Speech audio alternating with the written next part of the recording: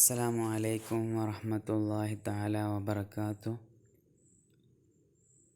اعوذ باللہ من الشیطان الرجیم، بسم اللہ الرحمن الرحیم، الحمد للہ رب العالمین، والصلاة والسلام علی اشرف رسول اللہ وعلی آلہ وصحبہ اجمعین، اما بعد، رب زدنا علما، آمین یا رب العالمین۔ بسم اللہ الرحمن الرحیم، الحمد للہ الواحد القہار، احمدہ ابلا حمد وازکا واشملہ وانماہ، واشہد ان لا الہ الا اللہ، واشہد ان محمدا عبدہ ورسولہ، صلوات اللہ وسلامہ علیہ وعلى سائر النبیین وآل کل وسائر الصالحین۔ بچے کیسے ہو؟ سمجھتا ہوں سب لوگ ٹھیک رہتے ہیں۔ اللہ سبحانہ تعالی ہم تمام لوگوں کو عافیت کے ساتھ جینے کی توفیق عطا فرمائے، تمام بیماریاں اور مصیبتوں سے اللہ سبحانہ تعالی ہمیں دور فرمائے، اور سب گھر والے سب ٹھیک ہیں نا انشاءاللہ۔ تو ہم کلاس شروع کرتے ہیں۔ ہمارا اس سال کا مطلب ریاض الصالحین ہے۔ ریاض الصالحین من کلام سید المرسلین، سب کو معلوم ہے، تو اس کے مختصر ہے۔ آپ لوگوں کا آخری سال ہے، ریاض الصالحین کے ساتھ آپ لوگوں کے آخری سال ہے۔ الحمدللہ یہ کتاب پڑھانے کے لیے مجھے موقع ملا، میں بہت خوش ہوں۔ آپ لوگ کیسے ہیں مجھے پتہ نہیں ہے، پھر بھی انشاءاللہ۔ اور میری ایک خواہش بھی تھی کہ حدیث پڑھانے کی، اللہ سبحانہ تعالیٰ میری خواہش کو پوری کیے ہیں الحمدللہ۔ تو انشاءاللہ ہم پچھلے سال اس کا سلیبس پورا پڑھے ہوں گے انشاءاللہ، میں ایسے سمجھتا ہوں۔ آپ لوگ کتنے تک پڑھے مجھے پتہ نہیں ہے۔ اس بار ہمارا چیپٹر شروع ہوتے ہیں باب فضل الصلاۃ، باب فضل الصلوات، نمازوں کی فضیلت کے بارے میں بولنے کے باب ہیں انشاءاللہ، اس کے بارے میں ہم چرچا کریں گے۔ اور انشاءاللہ السلام۔ اور پہلے ہم کلاس شروع کرنے کے پہلے ہم ہمارا امام نووی امام کے نام پر انشاءاللہ ہم ایک فاتحہ پڑھیں گے۔ میں پڑھا ہوں، آپ لوگ بھی پڑھیے گا انشاءاللہ، اس کے بعد ہمارے کلاس شروع کیجیے گا انشاءاللہ۔ اللہ سبحانہ تعالی ہم سب کو اس کی برکت سے کیا ہے ہماری آخری زندگی انہیں تو اخروی زندگی کامیاب عطا فرمائے انشاءاللہ۔ قال اللہ تعالی اعوذ باللہ من الشیطان الرجیم، بسم اللہ الرحمن الرحیم، ان الصلاۃ تنہی عن الفحشاء والمنکر۔ معنی آپ لوگ سمجھے ہوں گے، مطلب ہم بہت جگہ سے ہم یہ آیت سنے ہیں، آپ لوگ یہ آیت کو خوب جانتے ہیں، پھر بھی انشاءاللہ معنی بتاتا ہوں۔ دیکھیے، اللہ تعالیٰ نے ارشاد فرمایا ہے، بے شک نماز بے حیائی اور برے کاموں سے روکتی ہے نا، سمجھے نا؟ ان الصلاۃ تنہی، روکتی ہے نماز، بے شک نماز روکتی ہے۔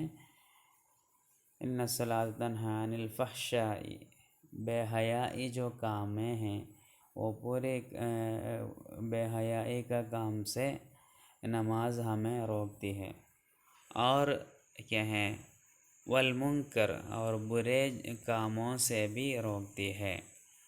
تو اس کا مطلب کیا ہے؟ نماز پڑھنے والے آدمی کبھی بھی برے کام اور بے حیائی کا کام نہیں کریں گے، نہیں تو وہ کام کی طرف کبھی بھی نہیں جائے گا۔ جب بھی وہ جاتے ہیں اس کو نماز روکتی ہے۔ یہ کیسے ہوتے ہیں؟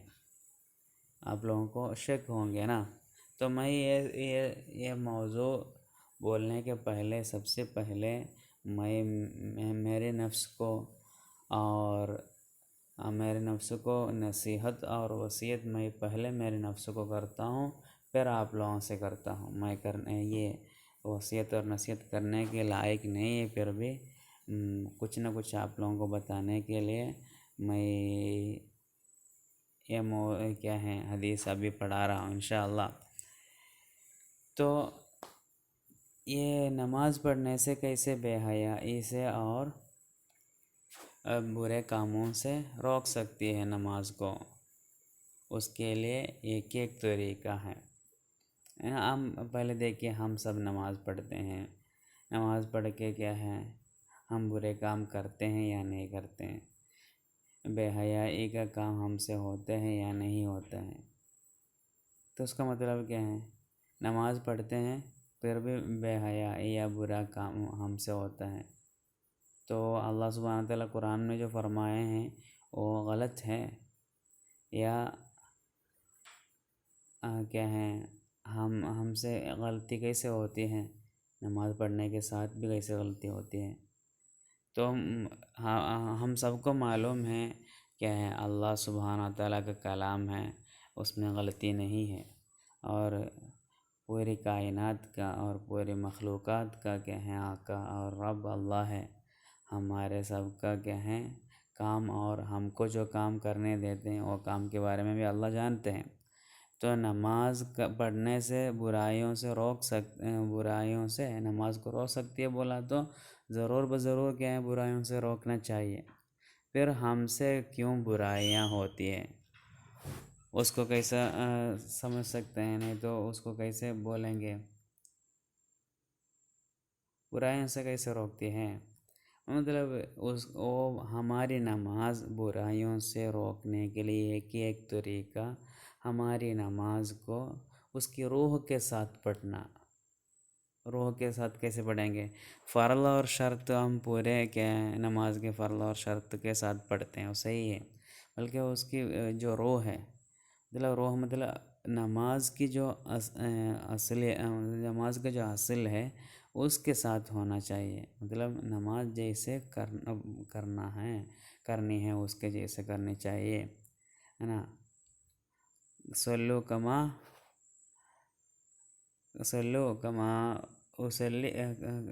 رأیتمونی اصلی، ہے نا؟ رسول اللہ علیہ وسلم کی ایک حدیث ہے کہ تم نماز پڑھو، کیسے پڑھنا ہے؟ کما رأیتمونی اصلی، میں جیسے نماز پڑھتے ہوئے تم دیکھے ہو مجھے ویسے تم نماز پڑھنا ہے، سمجھے؟ تب تمہاری نماز صحیح ہوگی۔ تو رسول اللہ علیہ وسلم کیا ہے، دنیا میں سب سے زیادہ کیا ہے نماز میں خشوع اور خضوع کے ساتھ پڑھنے والے رسول صلی اللہ علیہ وسلم تھے، ہے نا؟ تو رسول صلی اللہ علیہ وسلم کو اتباع کرنا ہے، مطلب حضور القلب کے ساتھ، یہ حضار القلب بولتے ہیں یا حضور القلب بولتے ہیں، قلب کو حاضر کرنا ہے، مطلب ہم پوری دنیا سے فارغ ہو کے بس اللہ کے پاس کیا ہے، ہم اللہ کے سامنے کھڑے ہوتے ہیں، سمجھ کے ہم اگر نماز پڑھتے ہیں کبھی بھی ہم کو برائیاں کرنے کا دل نہیں ہوگا، سمجھے؟ زیادہ بولنے کی ضرورت نہیں، سب کو سمجھ میں آیا ہوگا انشاءاللہ۔ تو یہی ہے، تو اللہ سبحانہ وتعالی ہم تمام لوگوں کو صحیح طور پر نماز پڑھنے کی توفیق عطا فرمائے، ہے نا؟ نماز اگر صحیح نہیں تو یہ دنیا میں پھر کیا صحیح ہو کے فائدہ ہے نا؟ پہلے نماز کے بارے میں پوچھے جاتے ہیں قیامت کے دن میں، ہے نا؟ تو نماز صحیح ہونی چاہیے انشاءاللہ، اللہ توفیق عطا فرمائے انشاءاللہ۔ اور حدیث پڑھیں گے ہم۔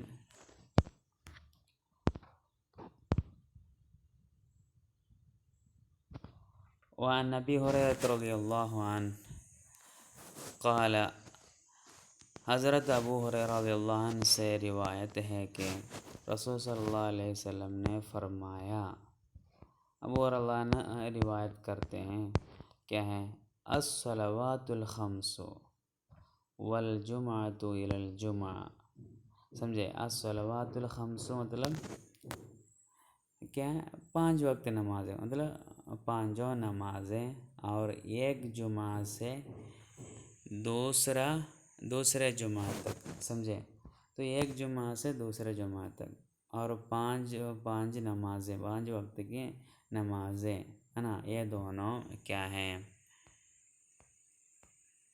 کفارۃ لما بینہن، کفارۃ لما بینہن، اس کے بیچ میں جو وقت ہے، نہیں تو ایک ظہر نماز کے وقت سے لے کر عصر نماز کے وقت تک، اس کے بیچ میں جتنے وقت ہے، وہ وقت کے لیے یہ نمازیں کیا ہیں، کفارت ہے۔